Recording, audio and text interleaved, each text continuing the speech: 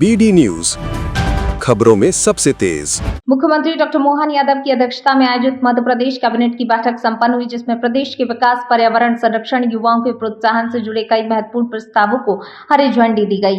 बैठक के बाद लोक निर्माण मंत्री राकेश सिंह ने प्रेस वार्ता में कैबिनेट के फैसलों की जानकारी दी। उन्होंने बताया, नर्मदा नदी को निर्मल और अविरल बनाने के उद्देश्य से राज्य सरकार ने नमन मिशन शुरू करने का निर्णय लिया है। इसके तहत अगले 5 वर्षों में 100 करोड़ का राज्य अनुदान दिया जाएगा। इस मिशन का मुख्य फोकस नर्मदा जल की स्वच्छता, प्रदूषण नियंत्रण और नदी घाटों की व्यापक सफाई पर रहेगा। विज्ञान और प्रौद्योगिकी क्षेत्र को बढ़ावा देने के लिए अगले 5 वर्षों के लिए 492 करोड़ की भारी राशि मंजूर की गई है।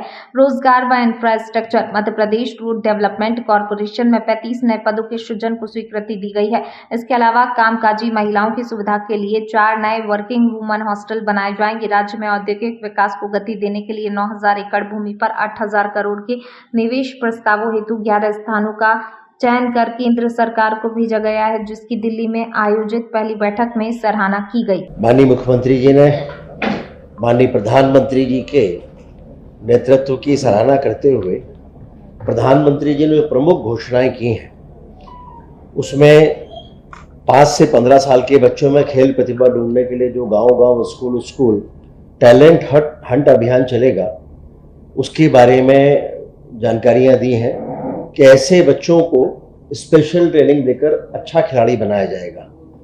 ऐसे यूथ के लिए विभिन्न परीक्षाओं में फ्री ऑनलाइन कोचिंग का भी निर्णय हुआ है।